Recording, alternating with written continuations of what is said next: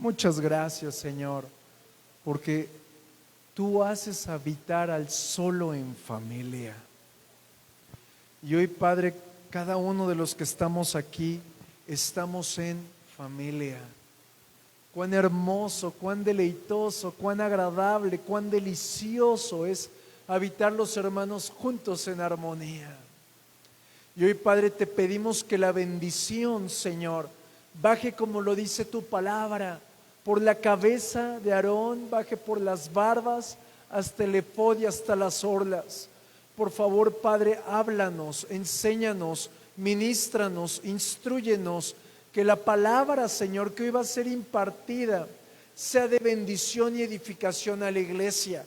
Y en el nombre de Jesús, Padre, yo te pido, obra en cada uno de los que estamos aquí. En el nombre de Cristo, Señor amado. Y el pueblo del Señor dice, aleluya, dale palmas al Rey de Reyes y Señor de Señores. Aleluya. Bueno, pues hoy quiero hablarles acerca de las parábolas. Diga conmigo, parábola. Antes de entrar a la profundidad de lo que es, quiero detenerme un segundo y expresarte por qué. Creo que todos aquí en la mayoría, o realmente yo creo que todos, hemos leído las 75 parábolas que están en los 4 evangelios. A decir, ¿a poco hay tantas? Todos hemos leído las parábolas del Nuevo Testamento, de forma particular las que están en Mateo, Marcos, Lucas, Juan. ¿Alguien conmigo? Y hay una gran riqueza, pero yo te aseguro que las has leído N cantidad de veces, pero nunca nos hemos detenido a recibir la profundidad de las parábolas. Y yo quiero hacer una pregunta y me encantaría si alguien me lo puede responder. ¿Qué es una parábola? Hay letras, pastor, que están en la Biblia.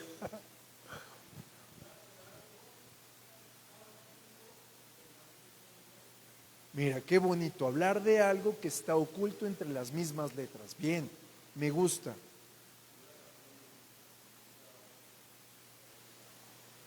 Una forma en la que se comunicaban los antiguos. ¿Qué otra cosa es las parábolas?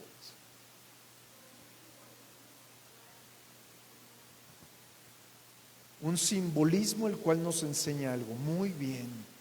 ¿Alguien más? ¿Alguien más quiere participar?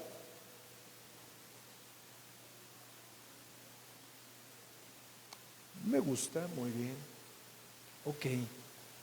Hoy voy a comenzar una forma diferente de predicar a manera de que sea algo más, no solamente un monólogo. Quiero participación, que haya preguntas en el caso. ¿Por qué? Porque somos llamados a ser iglesia y a crecer juntos. Así que, mis amados, si al final alguien tiene una pregunta, tiene la libertad de hacerla, ¿verdad? Lo único que no sé es la combinación de la caja fuerte. Eso sí, no. De ahí en fuera es un par de cosas. Bueno, pues vamos a empezar. Las parábolas son pequeñas historias. Voy a darte algunas definiciones que el Señor me enseñó. Las parábolas son pequeñas historias que nos hacen comprender el mensaje de Dios. Ajá. Las parábolas son, ojo con lo que te voy a decir, sucesos fingidos que al aplicarlos nos dan visión, nos dan entendimiento y absorbemos una enseñanza. Las parábolas son la herramienta del Señor para que cada uno de nosotros podamos extraer de ellas un sinnúmero de enseñanzas para enfrentarnos a nuestra propia vida espiritual. Algo que yo encuentro en la Escritura es que el Señor nos enfrenta de forma continua a cambiar. Si tú dejas de cambiar, te vas a estancar y el agua estancada huele feo. ¿Vas conmigo? El primer ejemplo que te quiero poner de las parábolas es que también en el Antiguo Testamento hay muchísimas parábolas.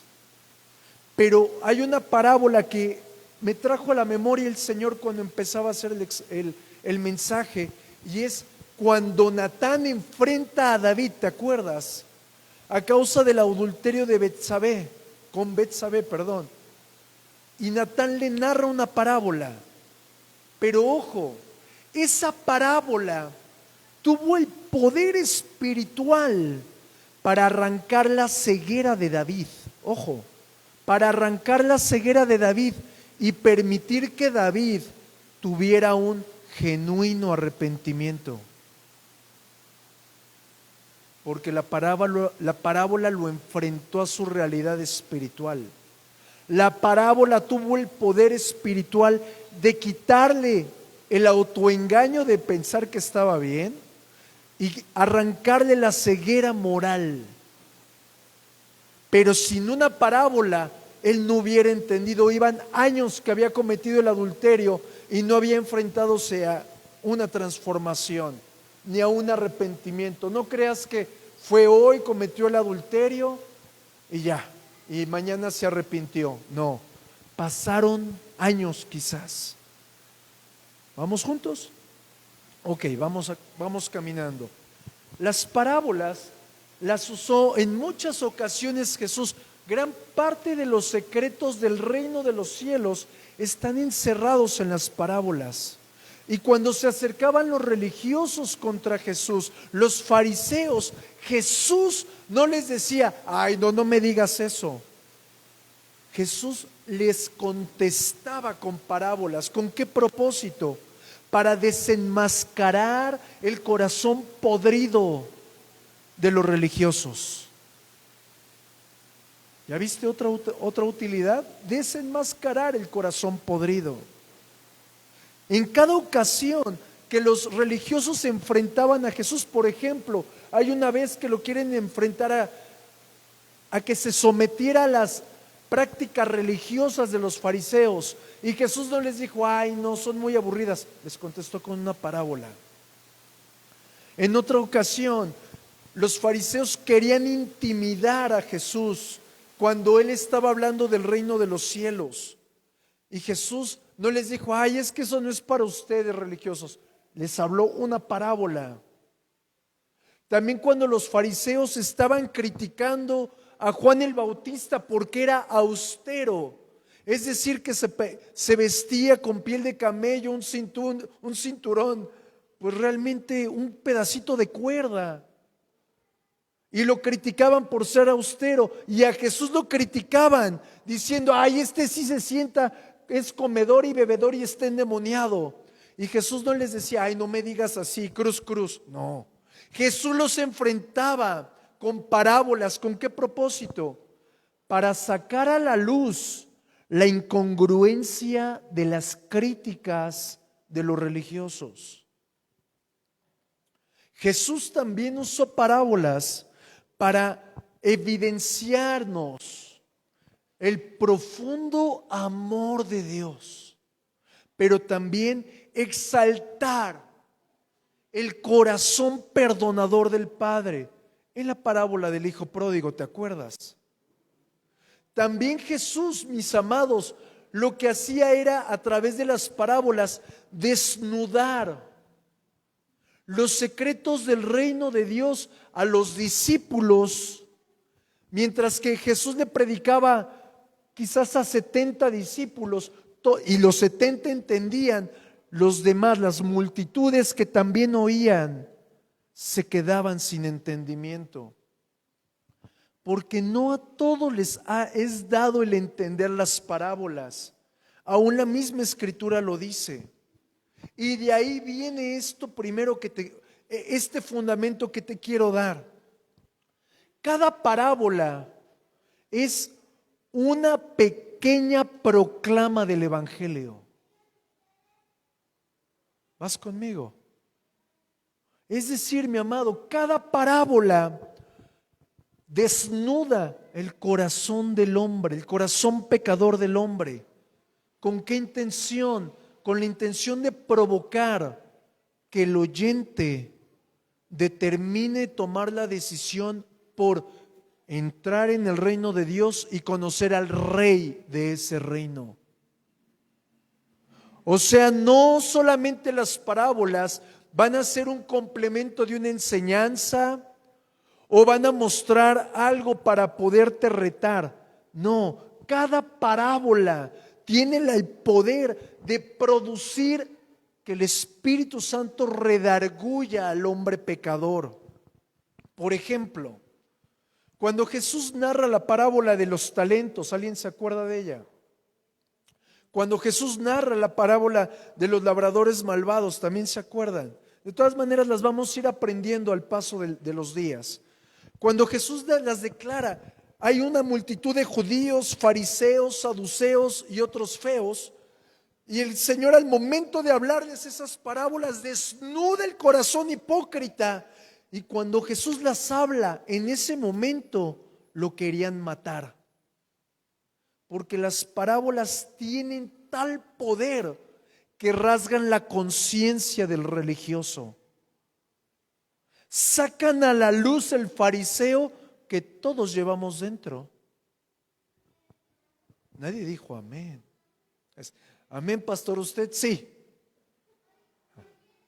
Vamos juntos. Solo porque es su cumpleaños. También por medio de las parábolas, Jesús nos hace ver la tarea de la iglesia. La Escritura nos dice que nosotros somos sal y somos luz. Y esa es la tarea de salir del salero a ir a salar lo que hay alrededor. Somos luz, no podemos estar en cuatro paredes porque perdemos el propósito de alumbrar las tinieblas. Pero también las parábolas nos dan a notar algo muy fuerte, que no es de todos amar y honrar a Dios. Por eso el Señor especificó: no arrojen las perlas a los cerdos. Y lo dijo a través de una parábola. O sea, pastor, que habrá gente que no reciba a Cristo. Así es. ¿Habrá gente que teniendo a Cristo según Él no se salve? Así es. Porque no todos le aman, no todos le siguen, no todos le temen. También las parábolas tienen el poder de darnos aliento, de exhortarnos a no perder la fe en este tiempo tan difícil. Tienen el poder de provocar en nosotros visión y compostura acerca de los juicios venideros. Por ejemplo, la Escritura nos habla en el libro de Job que para los postreros tiempos no vendrá lluvia de fuego, sino vendrán lluvias con granizos de 47 kilos. ¿Lo ha leído? Solo 2. ¿Y los demás no tienen Biblia? ¿O le arrancaron las hojas de Job? Y ahí, mi amado, la parábola nos permite tener aliento de saber que Cristo viene pronto por nosotros y no lo vamos a ver. Pero eso también lo refleja una parábola. ¿Vas conmigo? Hay parábolas también que expresan la intención. Y bueno, hago paréntesis. Todas las parábolas, la intención es estudiarlas para que tú puedas desnudar tu corazón, pero también para cuando te toque a ti dar una enseñanza, sepas la aplicación correcta de la parábola. Porque nosotros podemos hacer que la Biblia diga lo que queramos. Pero quiero que recuerdes algo: un versículo sacado de contexto lo podemos agarrar de pretexto. ¿Estás de acuerdo? Hay parábolas que lo que buscan es expresar la intención egoísta y mentirosa del corazón del hombre. Por ejemplo, en la parábola del hijo pródigo nos muestra cómo el hermano mayor a causa de su envidia y de su celo, no entra a la fiesta, ¿se acuerdan? Es una parábola. También hay otra parábola donde está el rey y hace invitación a muchos y les dice: vengan a la fiesta que se casa mi hijo, ¿se acuerdan? Pero ¿qué hicieron todos los invitados? Lo rechazaron, pero según ellos lo adoraban, lo amaban, lo respetaban. Es decir, estas dos parábolas también nos muestran que muchos se niegan a hacer la voluntad de Dios. ¿Vas conmigo? El final de las parábolas, o la finalidad de muchas parábolas, es sacar a la luz el orgullo, la necedad, la hipocresía y el rechazo que tiene el hombre por la voluntad de Dios. Y muchas veces oramos: Señor, muéstrame tu voluntad. Yo quiero hacer tu voluntad, pero no hemos sido desnudados para entender que nuestro corazón no la quiere. Amén. Hay parábolas, y esto me impresionó mucho cuando el Señor me lo mostraba. Hay parábolas que Jesús expresó sin ni una sola palabra. ¿Me doy a entender con eso? Vuelvo a repetir. Hay parábolas que Jesús expresó sin palabras. Ejemplo, si nos vamos al Antiguo Testamento, podemos encontrar al profeta Isaías y al profeta Jeremías, que cada profecía que ellos daban, ellos en sí mismos la actuaban, ¿se acuerdan? Por ejemplo, decía Isaías que todo el pueblo de Israel sería encadenado e iban a ir desnudos. Perdón por la expresión, iban a ir con las nalgas de fuera. ¿Se acuerdan? Acto seguido, el Señor, ¿qué hace que haga Jeremías? Que anduviera con aquellito por fuera. Porque él en sí mismo era la profecía caminando.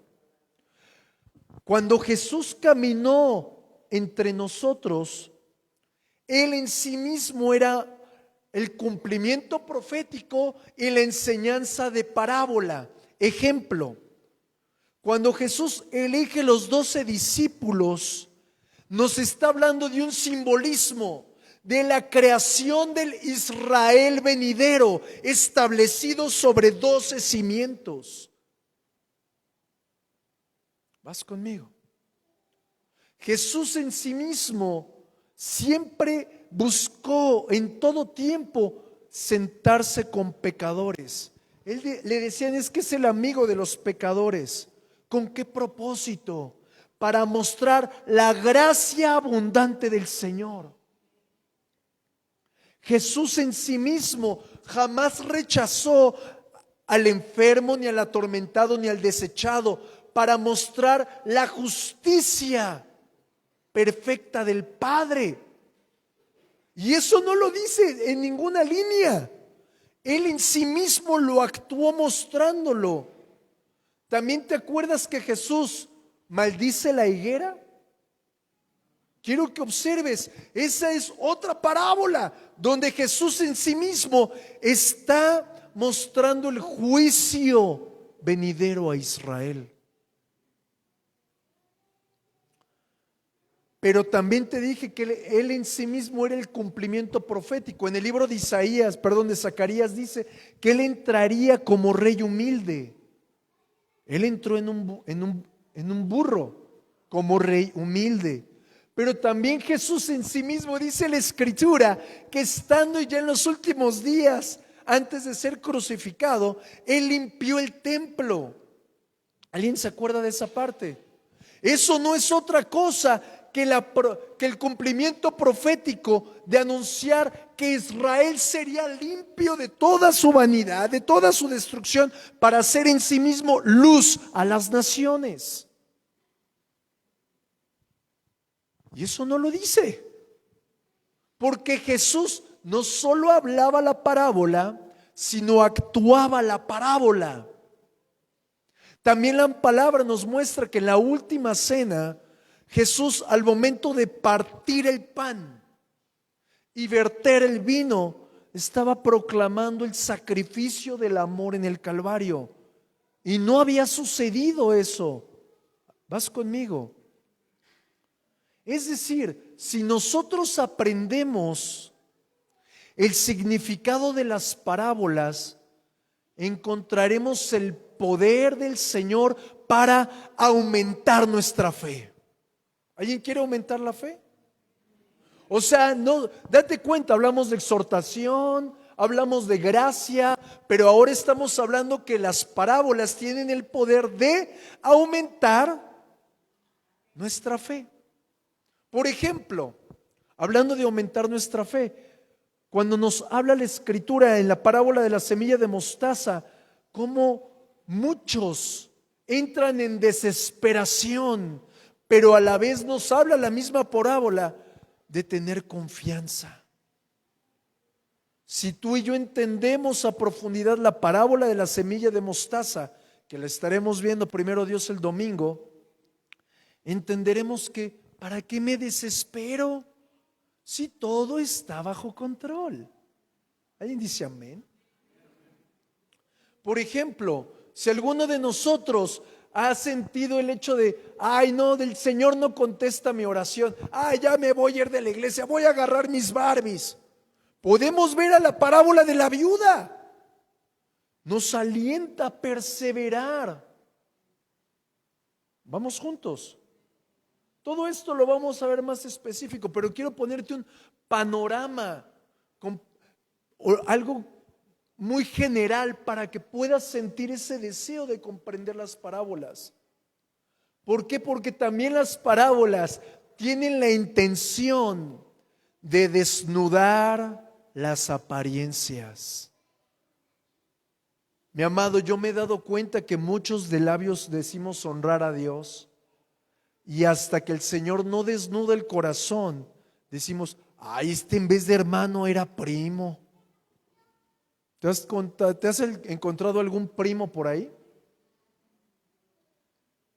Hasta que el Señor desnuda el corazón te das cuenta, porque no todos los que son hijos de Dios aman, temen y honran a Dios. Por eso Jesús hablaba con parábolas a los fariseos para evidenciarles a ellos que no amaban a Dios como decían amarlo. No temían a Dios como decían temerlo. ¿Vas conmigo? Y bueno, esta noche me gustaría que viéramos, después de esta breve introducción, la primera parábola. Y esta está en Mateo capítulo 13, versículo 1 al 9. Y está increíble. Vamos a ir pianito. Anhelo que seamos bendecidos. Mateo 13, del 1 al 9. ¿Sí se ve bien? Sí. Muy bien. ¿Hasta allá atrás se ve bien las letras? ¿Eh? Dice la Escritura: aquel día salió Jesús de la casa y se sentó junto al mar. Y se le juntó mucha gente. Y entrando él en la barca, se sentó. Y toda la gente estaba en la playa. Y les habló muchas cosas por parábolas, diciendo: he aquí, el sembrador salió a sembrar. Y mientras sembraba, parte de la semilla cayó junto al camino, y vinieron las aves y la comieron. Parte cayó en pedregales, donde no había mucha tierra, y brotó pronto, porque no tenía profundidad de tierra.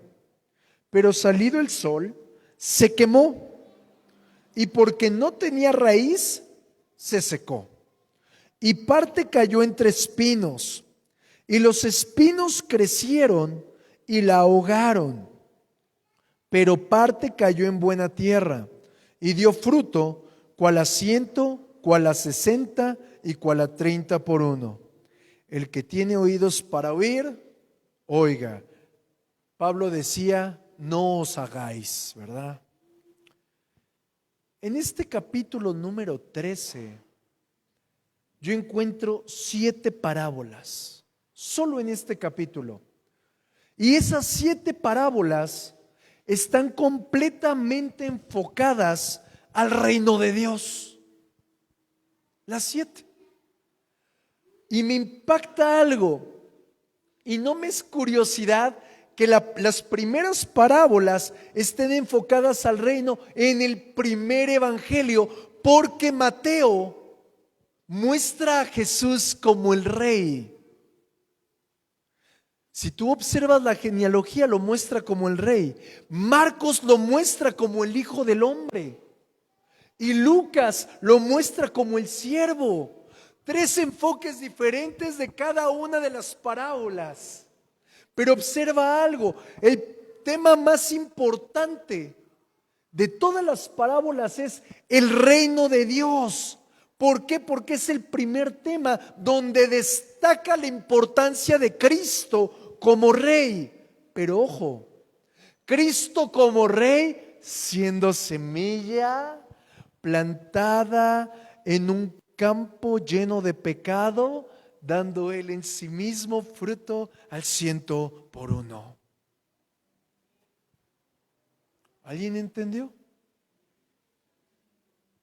Vamos a avanzar. La primera parábola de estas 7 que vamos a estar platicando, esta primera del sembrador salió a sembrar, narra el origen del reino.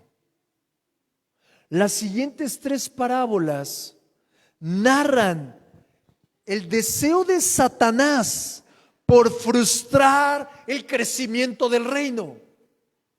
¿Vas conmigo? Nada más los veo así como, no sé si me ponen atención, se están durmiendo, están atarantados, tienen frío, hambre. ¿Alguien conmigo? Muy bien.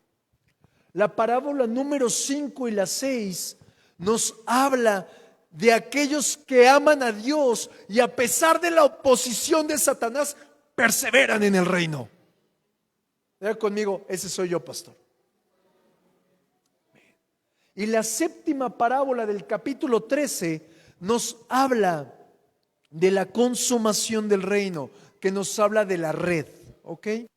Ok, retomemos.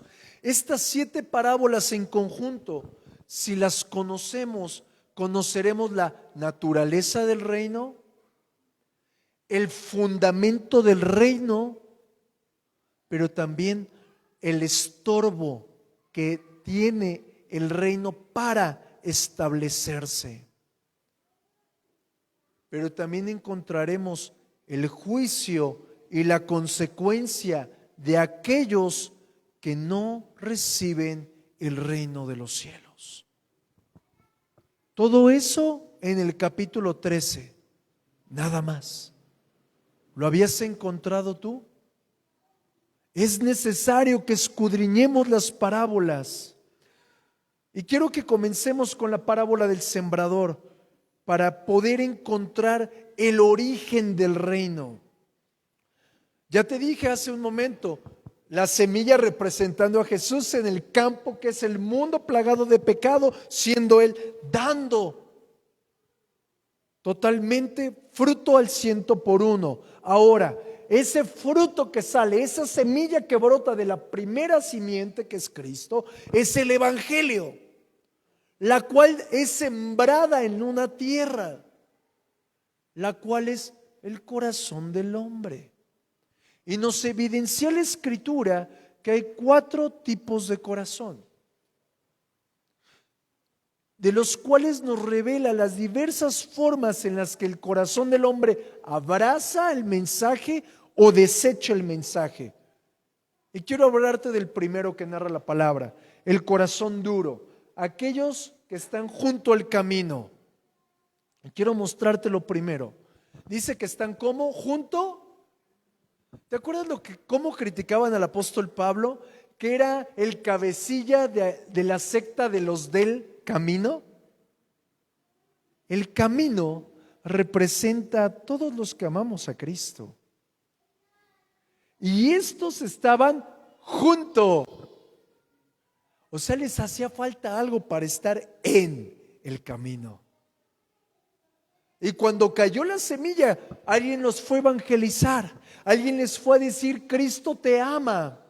Alguien les fue a decir, necesitas un Salvador, pero esa semilla cayó en su corazón que estaba endurecido, pisoteado por un sinnúmero de años. ¿Alguien te ha dicho, no, no quiero saber de Cristo, no me hables de Cristo? A ver, alguien que me diga, a mí me ha pasado. Esos son los que están junto al camino. Y ese hecho de que hayan sido pisoteados por años nos habla de un corazón con sequía, con muerte, con agonía, con enfermedad. Por eso no reciben la palabra, porque no solamente fueron endurecidos por la violencia, por el pisoteo de los años, sino también a causa del pecado. Por eso, y aquí el libro de Romanos nos expresa a profundidad la reacción de aquellos que están junto al camino, la reacción de ellos a la palabra. Y su reacción es rechazarla, reprimirla, reprobarla y autojustificarse para continuar con su pecado y aplaudir el pecado de los demás. Es decir, mi amado, que el corazón del hombre, al ser tierra fértil, todo corazón es tierra fértil, pero aquello que hagas caer en el corazón va a germinar. Si cae pecado, ¿qué va a germinar? Pecado. Si cae palabra, ¿qué va a germinar?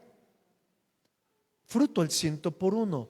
Pero si cae pecado en el corazón del hombre, automáticamente va a rechazar la palabra. Y a más rechaza la palabra, más pecado obtiene. Por el contrario, el corazón que recibe la palabra va a buscar rechazar el pecado. Por eso aquí vemos la gran guerra entre el reino de las tinieblas y el reino de los cielos para sembrar semilla y cosechar almas. ¿Por qué? Porque las almas son las que dan el fruto. Por eso una de las parábolas dice que el Señor se regocija en que lleves mucho fruto. Vas conectando todas las parábolas, bueno, las que hemos narrado hasta ahorita. Si avanzamos, aquí podemos encontrar la pregunta a algo que se ha estado manifestando en estos últimos años. Una pregunta que más o menos dice así: ¿por qué si Dios es bueno? ¿Por qué si Dios existe? ¿Por qué hay tanta violencia? ¿Por qué hay tantos asesinatos? ¿Por qué hay una moral decadente? ¿Por qué hay tantos desastres naturales? Muy sencillo. Porque en el campo fue sembrada la semilla del maligno y hoy estamos viendo lo que se sembró. Porque un árbol bueno nunca dará frutos malos, ni un árbol malo dará buenos frutos. Por lo tanto, mi amado, hoy tan solo vemos lo sembrado. Por eso la misma Escritura dice que la creación gime por la manifestación de los hijos de Dios. Por aquellos que llevan fruto, por aquellas almas que han estado madurando el fruto. Vamos bien. ¿Por qué sucede esto que te estoy narrando? Porque al momento de haber una guerra de reinos, me lleva a algo muy sencillo. La palabra reino significa dominio. Ajá. Y un corazón no dominado por el reino de Dios está completamente dominado por Satanás. Por lo tanto, el corazón dominado por Satanás, su fruto será muerte. Por eso lo primero que llegó predicando nuestro Señor Jesús fue hablando del reino. Y cuando hablaba del reino, estaba hablando el derecho de Dios por reinar en la mente y el corazón de cada uno de los hombres. Pero cuando se establece el reino de las tinieblas, entonces al esclavizado que esté entenebrecido le ofreces libertad, te va a decir, yo estoy libre. No necesito ser libre. ¿Por qué? Porque ellos están enceguecidos. Porque hasta que llegue la luz del Evangelio, hasta que llegue la profundidad de la semilla y comience a dar fruto, la persona entenderá, estaba entenebrecido, estaba perdido. ¿Alguien camina conmigo? Ahora quiero que veamos el segundo tipo de tierra, el corazón superficial. Y esta parábola nos habla del suelo pedregoso.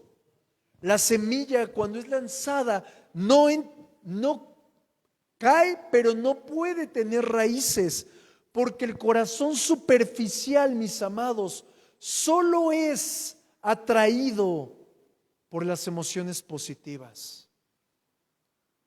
¿Te has dado cuenta cuando alguien viene a la iglesia y dice, ay, ahora no sentí bonito?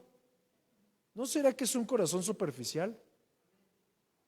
El corazón superficial viene a la casa del Señor porque hay actividades divertidas.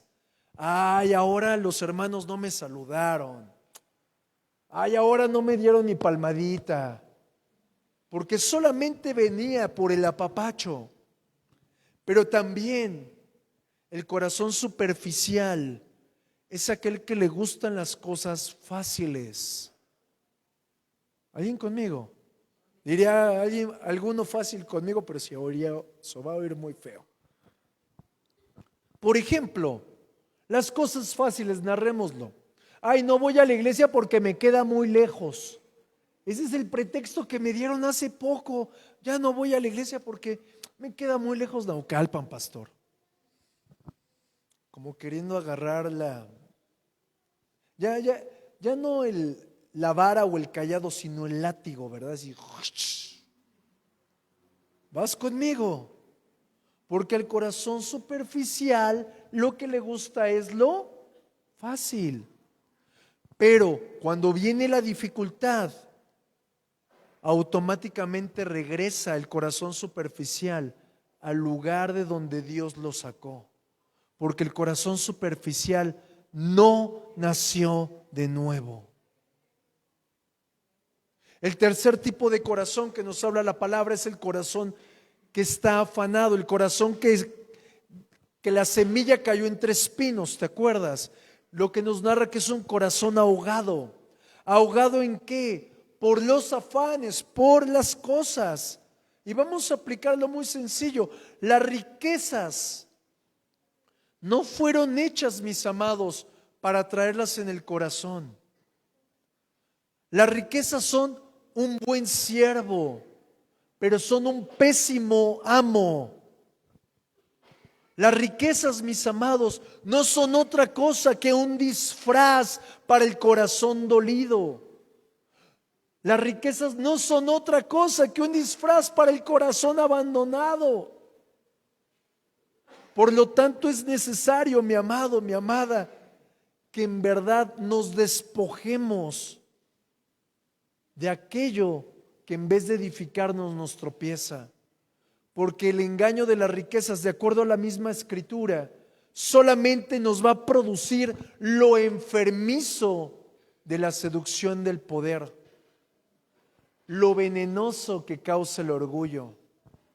Y vamos por último al cuarto tipo de tierra, el cuarto tipo de corazón, que es el corazón fértil, el cual narra la escritura que da fruto al 30, al 60 y al 100 por uno.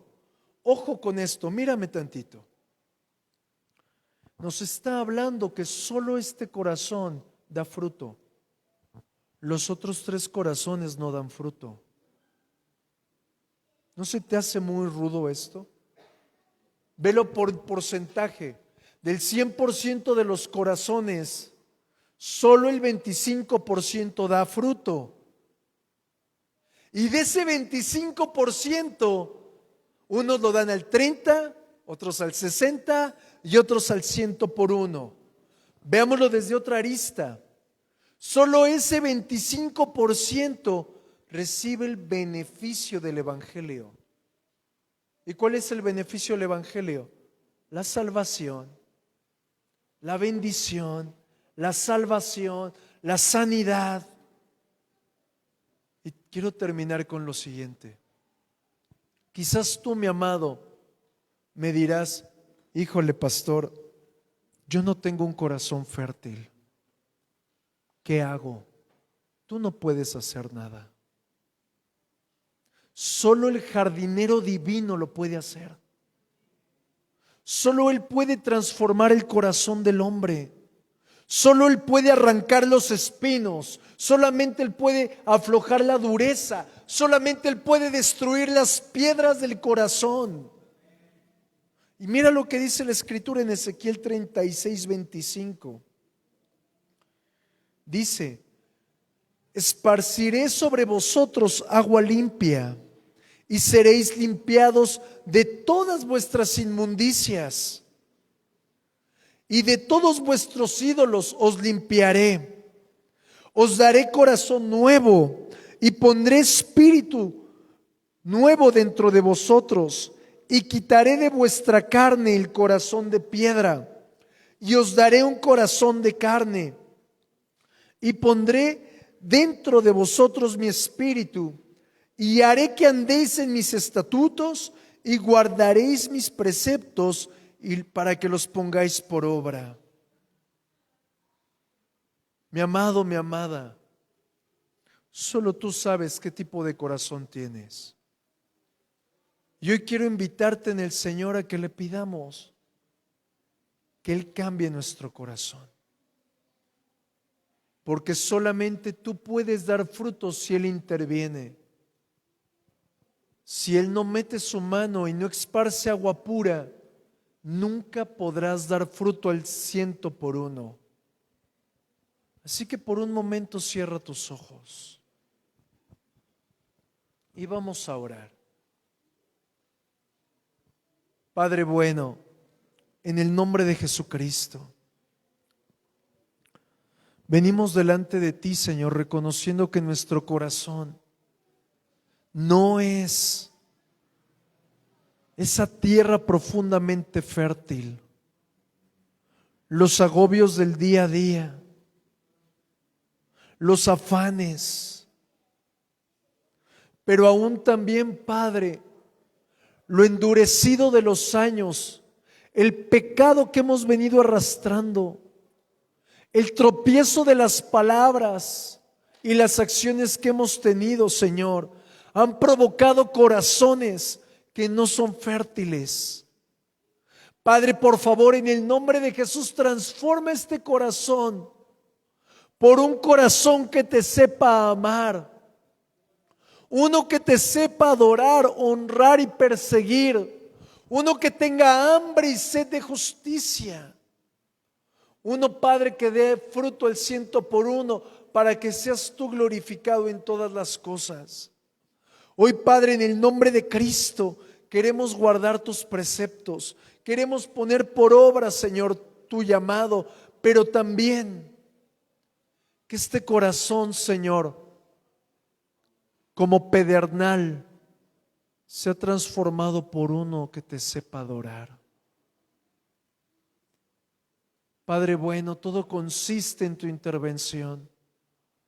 Por tanto, hoy levantamos a ti nuestro corazón, pidiéndote cámbialo, transfórmalo. No quiero ser más como he venido siendo, Señor, durante estos años. No quiero ser más como he venido mostrando con mis actitudes. Toma mi corazón y transfórmalo de forma asombrosa. En el nombre de Jesucristo, Señor, te damos gracias, Padre. Amén.